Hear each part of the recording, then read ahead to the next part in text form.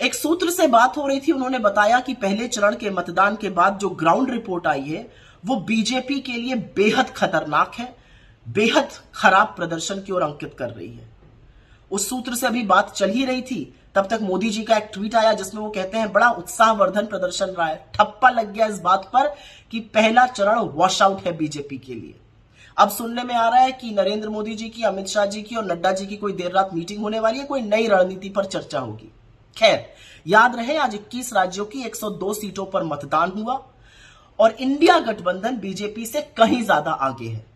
तमिलनाडु, महाराष्ट्र, राजस्थान, बिहार, यहां की उत्तर प्रदेश तक में जबरदस्त प्रदर्शन हुआ है। कई बार जो हमारे आसपास होता है उसको हम ध्यान नहीं दे पाते हैं, लेकिन वो बदलते वक्त की दस्तक होती है।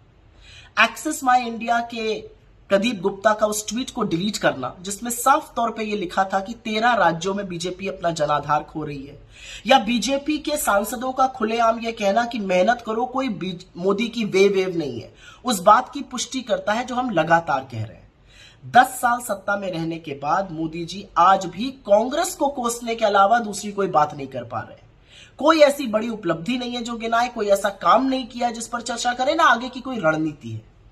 असल में तो इंटरव्यू से लेकर चुनावी रैली तक वो बेहद ऊर्जा विहीन, थके हुए और उबे हुए लग रहे हैं। कभी कभी तो उनको देखकर ऐसा लगता है कि उम्र का तकाजा हो, ऐसा लगता है कि जैसे किसी बूढ़े आदमी को जबरदस्ती ठेला जा रहा हो।